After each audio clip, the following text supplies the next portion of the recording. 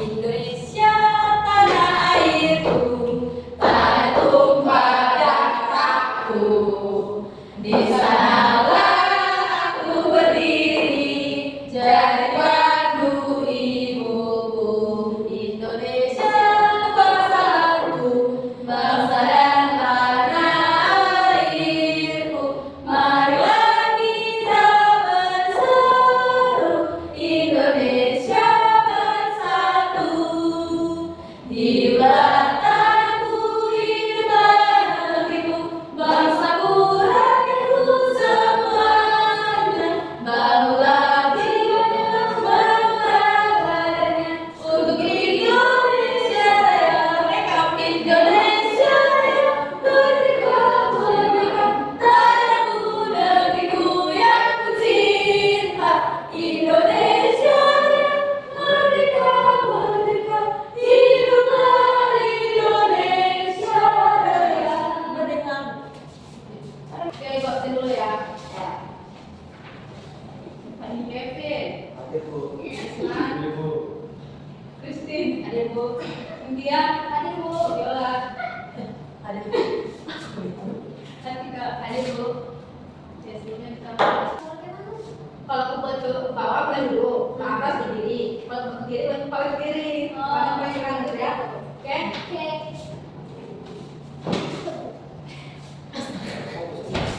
Apa yang kamu fokus kayak gini? Luas materi kita, itu menjelaskan tujuan kenapa kita mempelajari ini. Jadi tujuan kita mempelajari masa pelajaran di Indonesia itu agar kita tahu bagaimana Nusantara dulu berada di jalur perdagangan internasional antara siapa? Siapa? Masuk kepada materi kita yaitu masa kerajaan Hindu Buddha di Indonesia. Yang pertama adalah latar sejarah. Nah sebelumnya kan minggu lalu kita sudah mempelajari teori, maksudnya Hindu Buddha. Itu ada berapa? 4, 3. Ada berapa ya? Ada yang 3 dan 4 yang itu? 5. Ada 4 yang pertama teori. Ya. Yang mana Bu? Yang mana? Ini yang dibawa oleh kamu apa? Pendeta. Ya, pendeta. Yang kedua, Aisyah. Yang dibawa oleh kakak. Yang ketiga, teori Satria. Yang dibawa oleh prajurit Bu. Yang keempat, Sudra yang dibawa oleh ini. Yang Sudra ini ada teori yang merupakan kata dalam benda ini rakyat selatan. Yang satu lagi ada apa? Teori apa? Gravitasi. Teori fisika. Satu lagi ada apa ya? Teori fisika sebelumnya Bu.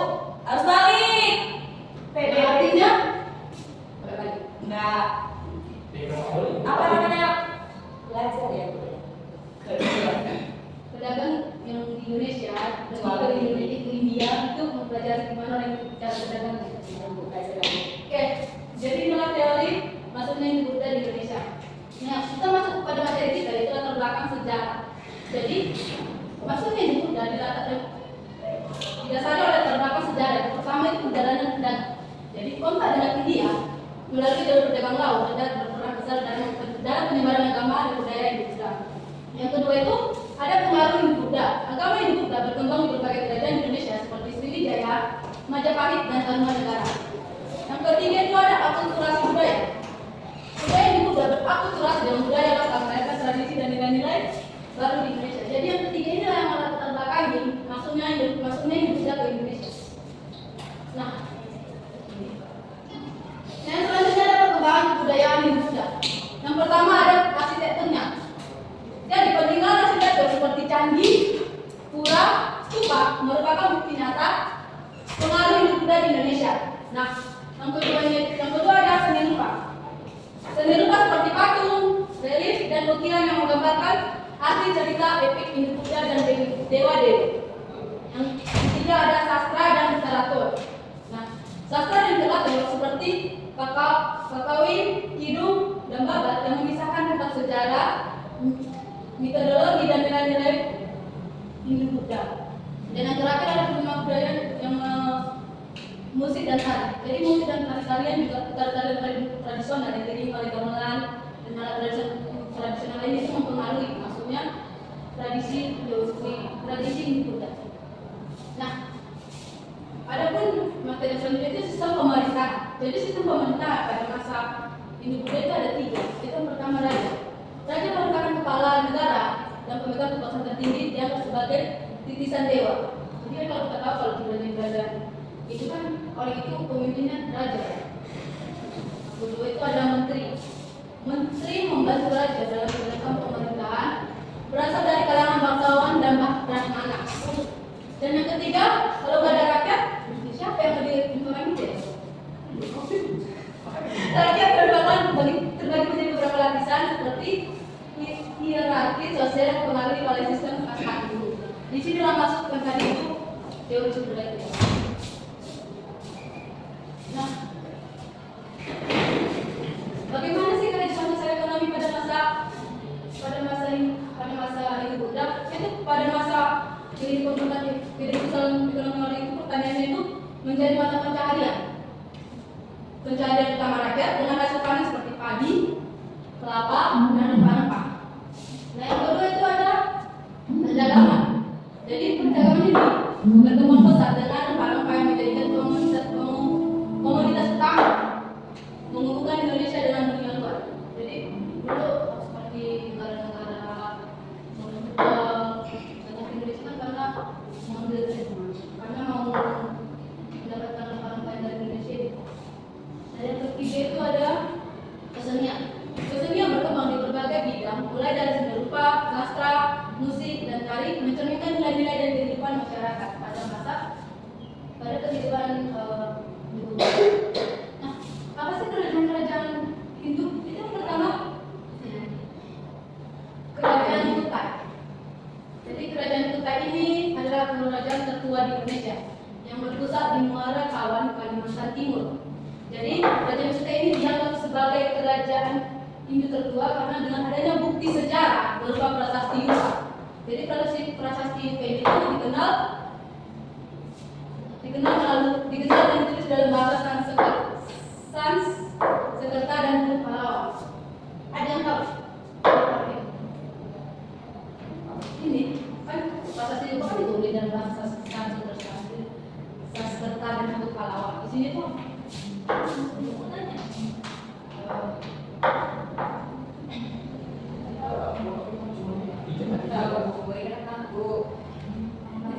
isinya itu menceritakan tentang Raja Pulau Warman, kerajaan Kutai yang dermawan dan memerintah dengan baik. Apa betul Ibu? Yes. Nah, raja pertama kerajaan Kutai adalah Maharaja Kudungga yang bergelar Payung Nata Dewa Warma. Jadi kerajaan Kutai ini tuh mencapai masa kejayaan itu pada masa pemerintahan Raja Mulawarman. Karena seperti disebutkan tadi bahwa dia itu memerintah dengan baik. Jadi yang tercatat dalam prasasti Yupa. Jadi prasasti Yupa itu sudah dijelaskan kalau misalnya si Raja Mulawarman ini tuh mencapai kejayaan karena dia itu menjalankan apa itu dengan baik. Jadi selain itu prasasti Yupa peninggalan kerajaan Kutai meliputi berbagai aspek pakaian yang dipamerkan di museum Mulawarman seperti singgasana, pakaian kebesaran, dan sebagainya. Nah, yang kedua adalah kerajaan Tarumanegara. Kerajaan Tarumanegara adalah kerajaan Hindu tertua di Pulau Jawa yang berdiri pada abad ke-4 hingga ke-7 Masehi. Jadi kerajaan ini itu apa deh? Saya mau tahu. Yang bukan itu, Bu. Iya, ini. Jadi kerajaan ini didirikan oleh Raja Jaya Singgawarman, seorang bangsawan asal India. Jadi kerajaan ini mencapai masa kejayaannya di bawah kepemimpinan Purnawarman, cucu dari Jaya Singgawarman. Jadi si Kuno Warmadi itu dikenal sebagai raja yang perkasa dan peduli terhadap kesejahteraan masyarakat. Jadi salah satu pencapaian pentingnya adalah membangun sistem irigasi. Jadi itu peninggalan dari kerajaan Tarumanegara ini ada prasasti Cia Ruteun yang merupakan bukti tertua peninggalan kerajaan ini. Yang ketiga ada kerajaan Majapahit. Ini kerajaan yang gak asing lagi ya. Majapahit. Yang contohnya sampai sekarang itu ada di mana? Ini lagi beberapa yang buat.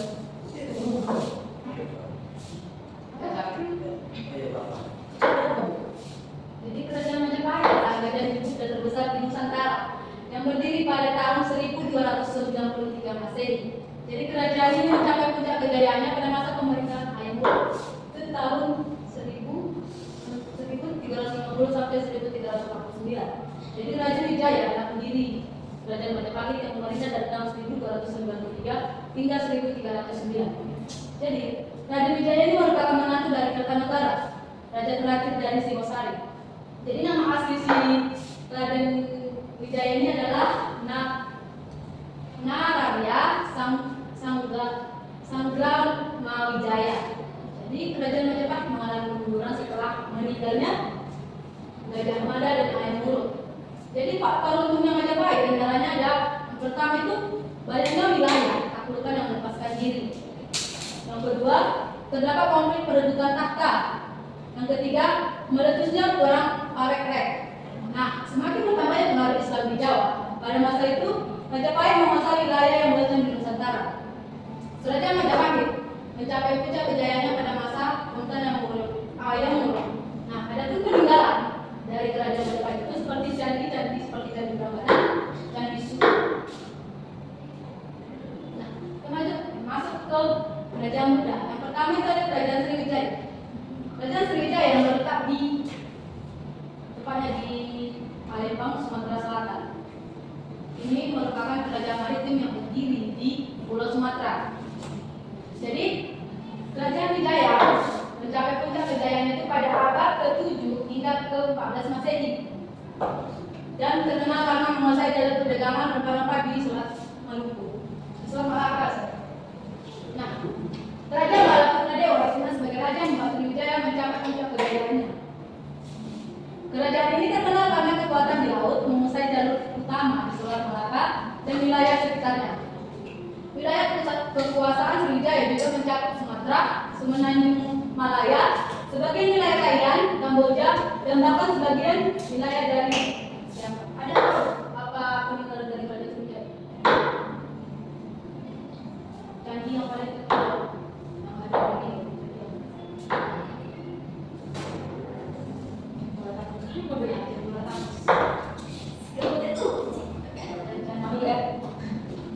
Nah, yang kedua ada kerajaan Mataram kuno. Mataram kuno ini merupakan kerajaan yang sebenarnya masuk ke kita, tapi orang itu sudah. Jadi kerajaan Mataram kuno ini salah satu bukti peninggalannya adalah Candi Borobudur. Jadi kerajaan Mataram kuno ini didirikan oleh Sanjaya pada tahun 732 Masehi. Jadi kerajaan itu dipimpin oleh dua dinasti besar, dinasti Sanjaya yaitu Sulaiman dari Kuno dan dinasti Syahrir Wilendro dari Buddha. Jadi pusat kerajaan awalnya di Jawa Tengah atau Medan, kemudian berpindah ke Jawa Timur. Jadi masa kerajaan Mataram kuno ini dicapai pada abad ke-9 dan ke-10. Raja Diabalik pada tahun 1909 sampai 1911 memerintah pada masa kejayaan kerajaan. Kerajaan Mataram kuno mengalami kemunduran dan runtuh pada abad ke-11. Jadi penyebab keruntuhan meliputi letusnya gunung berapi dan serangan dari kerajaan Sriwijaya. Jadi kerajaan Mataram kuno ini itu karena serangan dari kerajaan Sriwijaya. Nah, yang selanjutnya ada kerajaan Kalingga. Kerajaan Kalingga merupakan kerajaan yang sama seperti Mataram kuno yang mempunyai dua dinasti, yaitu Hindu dan Buddha. Yang berdiri di Jawa Tengah pada abad ke-6 Masehi, kerajaan ini berpusat di Kabupaten Jepara, Jawa Barat. Kerajaan Kalingga memiliki sistem pemerintahan terorganisir dengan baik. Kerajaan Kalingga ini terkenal Balikpapan jauh dulu. Kerajaan Kalinga menjadi pusat perdagangan yang penting di Jawa Tengah. Kerajaan Kalinga ini memiliki keberagaman budaya. Jadi peninggalan kerajaan Kalinga ini memiliki peninggalan kerajaan Kalinga berupa prasasti Ratahun, prasasti Tumes, prasasti Sojomorto. Dan ada pula kerajaan Kalinga itu ada Prabu Sumurti, Prabu Wasigedi, Prabu Wasidewa, Prabu Kiratasinga, Prabu Wasipawi, Prabu Kartikeya Singa, dan Ratu Siwa. Ratu Singa. Nah, yang terakhir kerajaan Dharmasraya. Kerajaan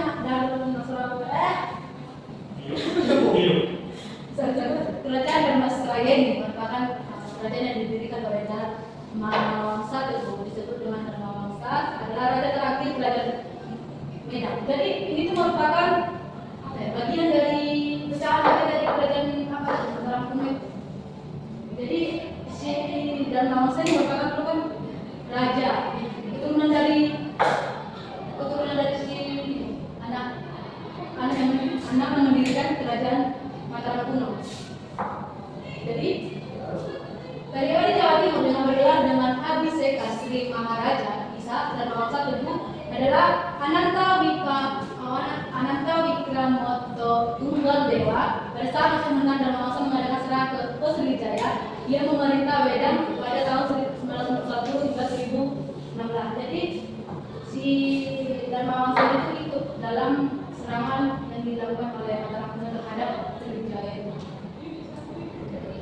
Nah, jadi peninggalan kerajaan itu ada 3. Yang pertama itu candi seperti Candi Borobudur, Candi Prambanan, dan ini yang merupakan juga peninggalan tersebut ini budaya yang mudah kelihatan sampai sekarang menjadi objek wisata. Yang kedua ada patung Dewa Hindu. Dewa Hindu dan Buddha seperti Wisnu, Siwa, dan Buddha menggambarkan kepercayaan dan keyakinan masyarakat. Yang ketiga adalah dalil yang menghiasi dinding candi, memberikan kisah-kisah epik itu juga seperti Ramayana dan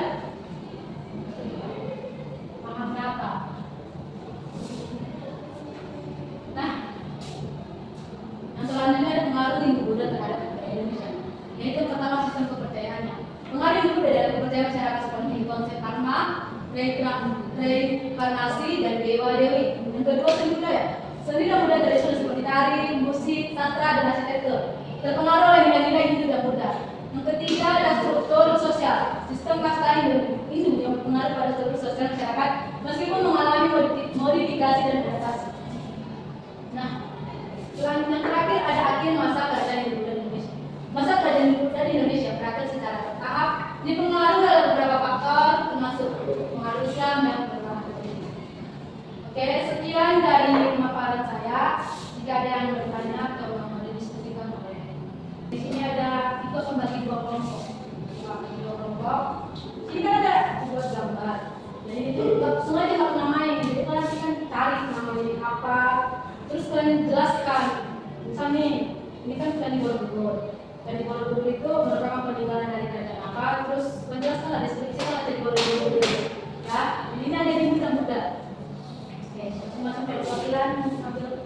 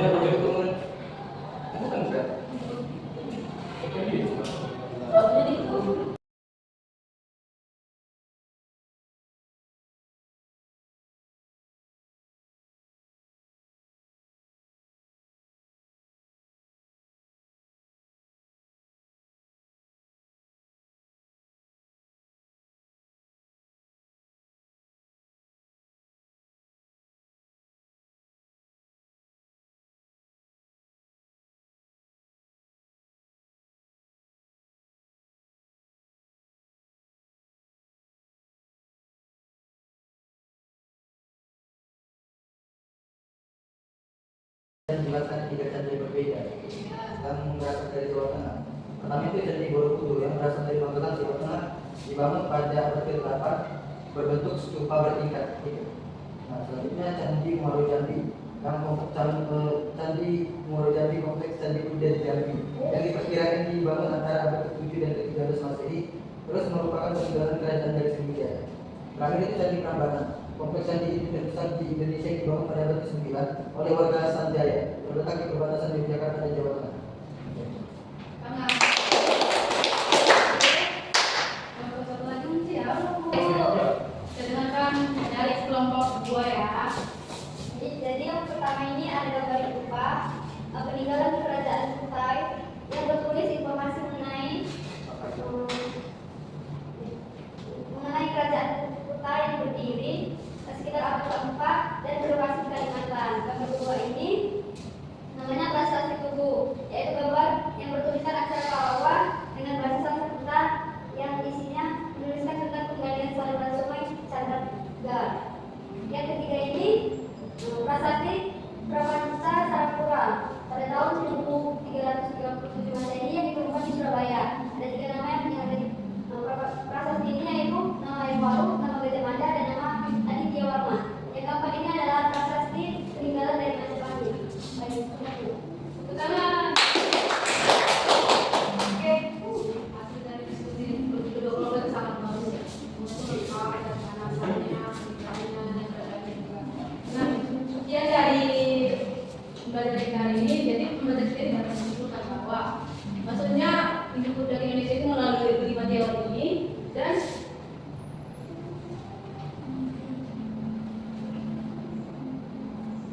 perkembangan budaya seperti arsitektur, seni rupa, sastra, dan ragam musik dan tari.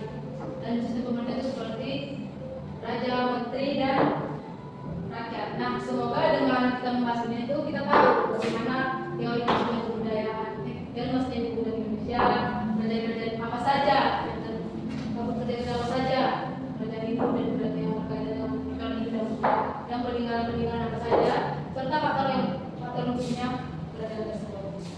Oke, sekian dari pembelajaran ini. Kita satu orang pembimbingan untuk Resan. Oke. Kalau kita masih banyak kita berdoa akan karya kita sampai kita bersama.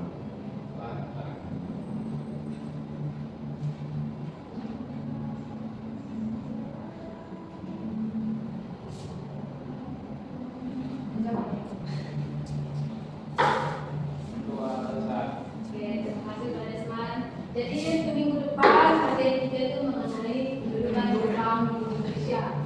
Oke, tetap semangat dan jaga kesehatannya. Oke, pada keren. Penjelasannya sudah bagus, MPP juga sudah bagus, tapi ada beberapa yang